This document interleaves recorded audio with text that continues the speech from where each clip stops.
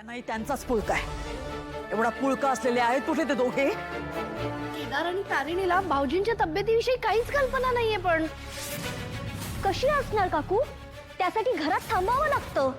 घरातल्या गोष्टी काय त्यांना आता बाहेर एमएनएन वर दिसणार आहेत? शहाणे शहाणे समजतात स्वतःला. पण शेरा सव्वा शेर काय असतं लवकरच कळेल त्यांना. ते बघ आले. आज मला कोणी अडवायचं नाहीये. थांब तारिणी.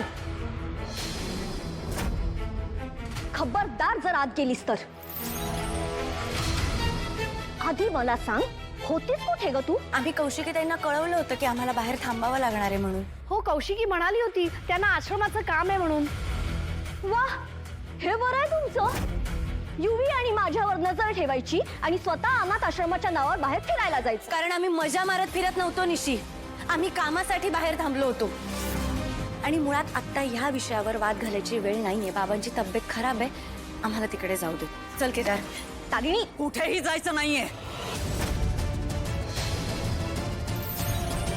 काकू, आता बाबांची तब्येत खूप खराब आहे. आपण त्याच्यावर म्हणूनच सांगते तुम्ही आज जायचं नाही.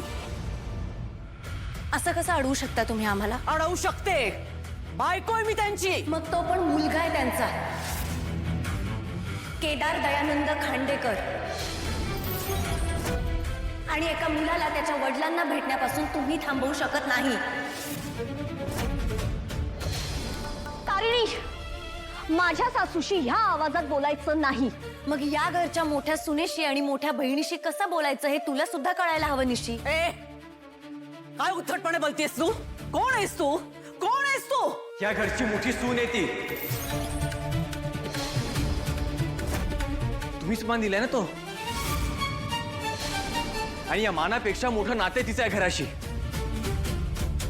ती फक्त दयानंद खांडेकरांची सून नाही तर मुलगी आहे. आधीच मी माझ्या बाबांपासून एवढी वर्ष लांब होतो.